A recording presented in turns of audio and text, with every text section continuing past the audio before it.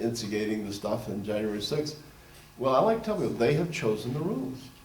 And if it's ever turned around, we have to deal with them with the rules they have chosen. You know, one of the sad things about the way the world works is it's the lowest factor that sets the rules. You know, you're in high school, you're in 10th grade, and you take boxing. And you know, you're told the rules of boxing is established by the Marquis of Queensberry. Yeah. And you know, you don't hit the other guy in his genitals, you don't hit him in his kidney, you don't do this, you don't do that, you wear gloves. And that's the way it should be. But if you're in an alley and 5 guys come at you to kill you, these 5 urban youths, as they call them, you know, they set the rules. You know, it goes to the bottom line. That's one reason why I say I'm a socialist. The government has to set the rules because business will drop to whoever the lowest businessman is. He will set the rules in a genuinely free economic system run by libertarian fanatics like Ayn Rand and people like that. You know, we had rules and regulations from the very beginning. The Constitution says that Congress will establish weights and measures. You don't have freedom of choice. You know, there's 16 ounces in the pound. You know, you can't say, well, my butcher shop is 14, so I can sell a pound and when it's actually 1/8 smaller than my competitors. You know, you have to have government set the floor for competition. And so you have to have a community. And because things go to the bottom. They have shown us, they came here, they were given every right. They came to this country, they became the wealthiest community in this country. They have, you know, and none of that has mattered. You know, they repaid us by people like the Rosenberg spies and all of this. You know, anyway, I hate to sound so vehement about Jews. The oldest thing in the world is that I have Jewish friends and I even have Jewish relatives. But that is the way they are. I've never spoken that plainly before. I hope that can be deleted from this tape. Yeah. Yeah. Hit that delete button. Yeah. Well, I think that people are sick and tired of all this chatter. Any other questions? Putin for president. That's not a question. There's two good Jews out there, and I know both of them. In the negotiations that Biden was doing with Putin under the scenes, I had heard that he had requested that Putin would have to step down for a peace treaty. Is that correct? That's what I hear. I know that's After what? What was? That Biden requested that Putin step down from his head of state. Yeah. We're seeking regime change, and there'll be no peace until we're rid of until the system. I like a regime change right here in America. Well, that's what I want. Yeah. That's what I want.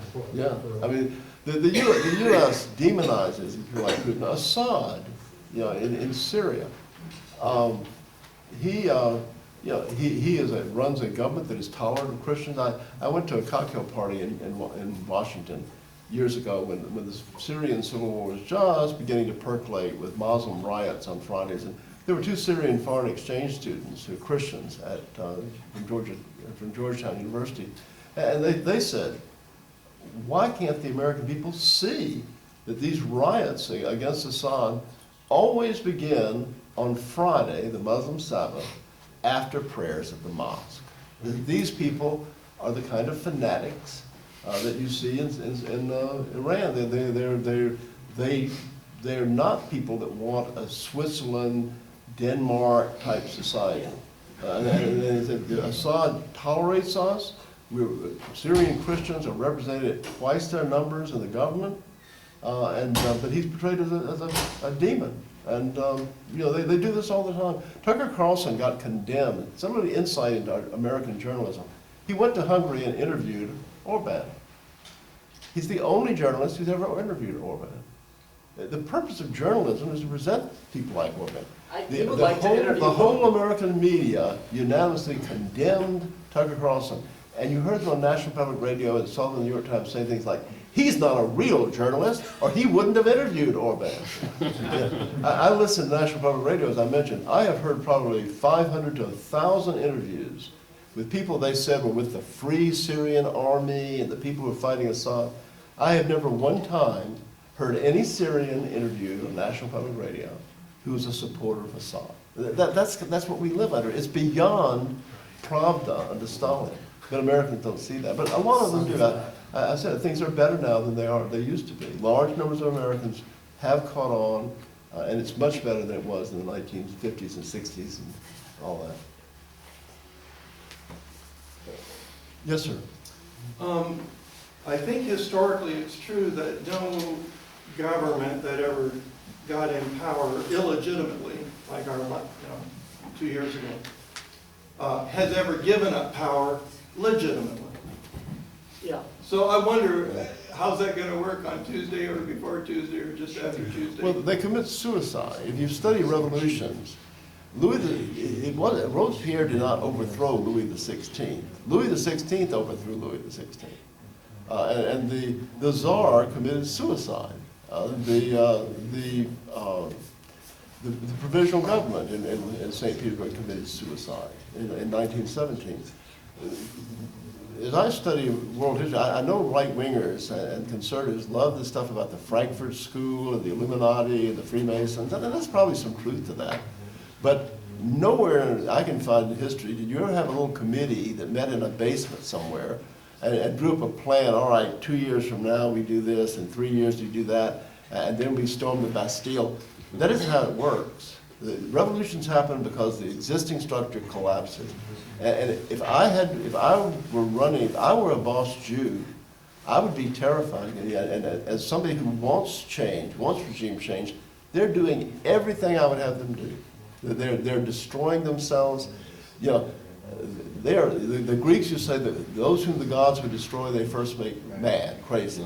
And you see it here. They're talking, America has now publicly committed itself to guaranteeing Taiwan's independence.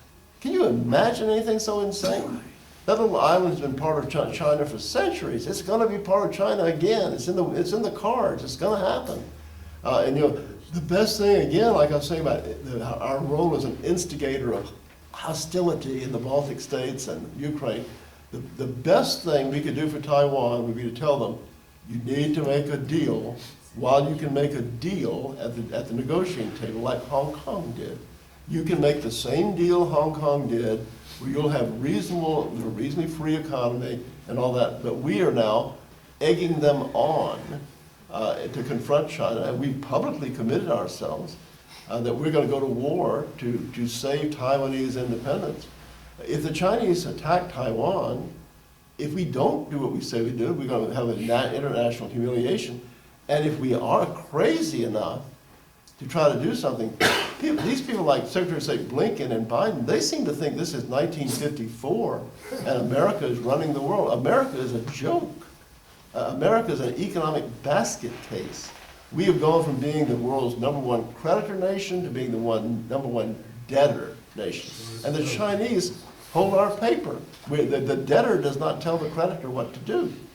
And if we send our Navy across the Pacific, thousands of miles from our shores, to take on the Chinese in their home waters, with a Chinese Navy that is now larger than ours and will have land-based air support, it's going to be the Spanish Armada all over again. It's like when the delusion came from Philip II, that he could rule all of Europe and he could divert Spain's foreign policy from a sensible national policy into a policy of re-Catholicizing the globe.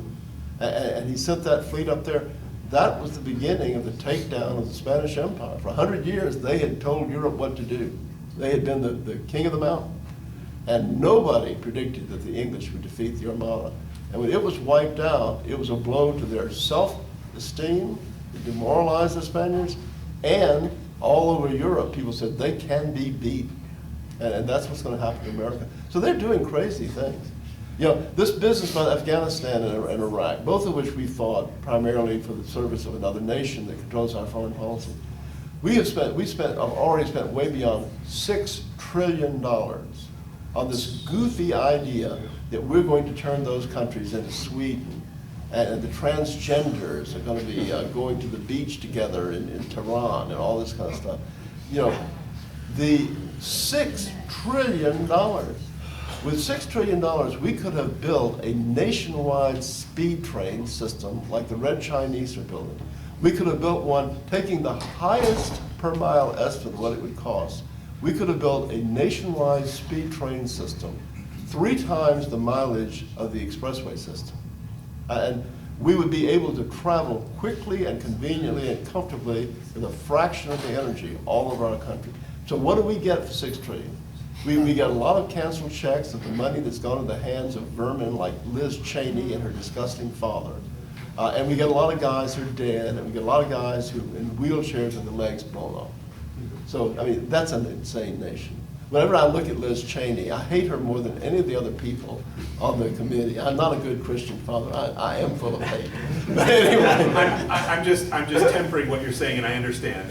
Anyway, of all the scoundrels on that committee, she is the worst. She is the last person who should be talking about morality and this. She and her father, every time I look at her, all I see are men in wheelchairs to the horizon. That's what she has done. She is the most disgusting of any of those people on that committee. Somebody asked me what could be done in the political system, since I don't really believe much can be done in a universal suffrage system. I said we could have die-ins. Whenever Liz Cheney speaks, we could have die-ins, and people fall on the floor, and they could be carrying pictures of the guys who are dead and pictures of ones in wheelchairs, thanks to her and her family. Yes, sir. Just a quick, just wanted to know, what do you feel about our voting system? But what's, Our voting system, do you believe in it? I think it's hopeless to begin with. I'm a near relative, my father's a near relative of John C. Calhoun, the senator from South Carolina, who hated democracy. And my father would refer to democracy as our relative did, as king numbers.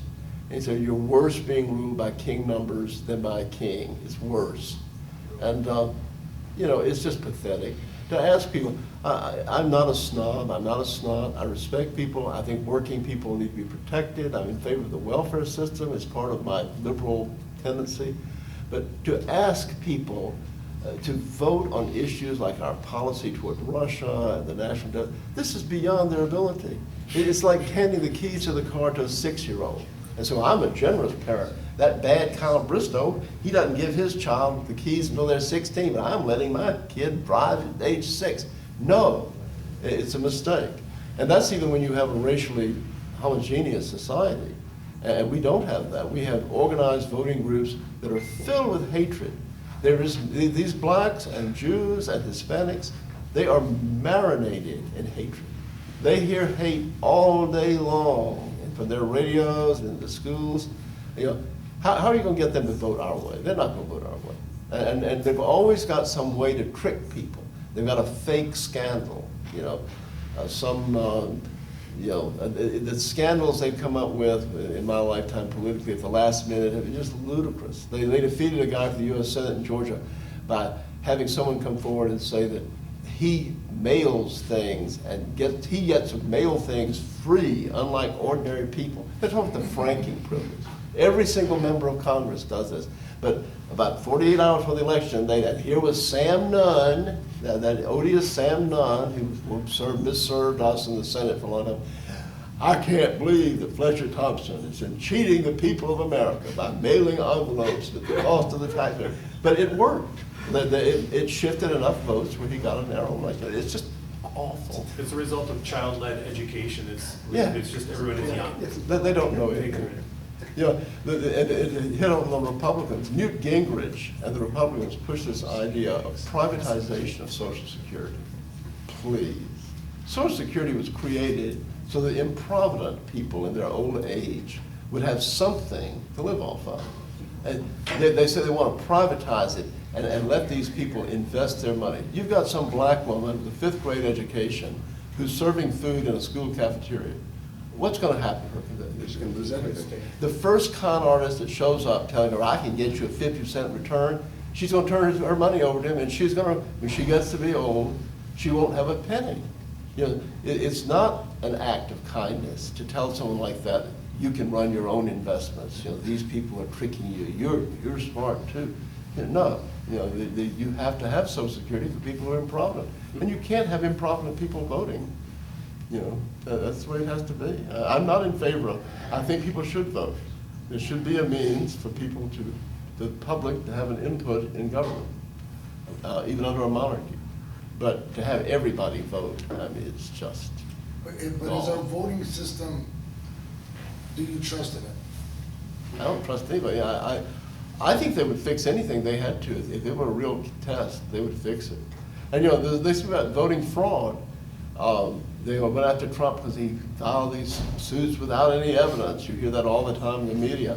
Well, here's an example of the fraud that we know exists, and that is illegal aliens voting. Ann Coulter has shown pretty convincingly that there are at least 35 million illegal aliens in America. That's just clear. And most of them are over 18. They broke the law coming here. What's going to prevent them from registering to vote? I mean, the idea that this is just Rebecca of Sunnybrook Farm thinking, that they're not going to go register to vote. And you've got some, when Jose Diego goes down to the Los Angeles voter registrar with his California driver's license, which he can get, do you think Guadalupe Garcia is going to really question and check behind it? No. I'm told that the lowest estimate by political scientists and pollsters is that 15% of the illegal aliens are registered to vote. That's the lowest. If there are 35 million of them and there are 28 million over 18, that would mean 4.2 million illegal aliens voting. And that's over half of Biden's plurality in the election. What about the dead people? Yeah, well, that too. You know. It's, as a friend of mine likes to joke, these are the people who put the mop in democracy. and I call it our unrepresentative democracy, because it doesn't represent people. It doesn't represent what the people want in terms of immigration and things like that. It's just a hoax by hucksters to con people. So I'm very much opposed to democracy. Thank you for that, I appreciate you. Thank you very much for Oh. coming today. Thank you. Ladies and gentlemen.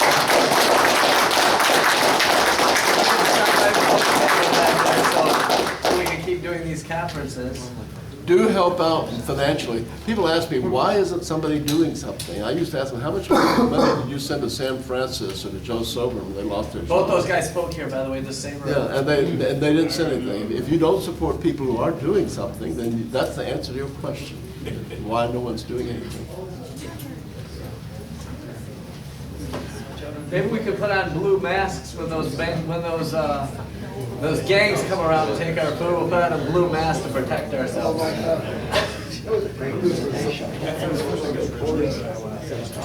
Good.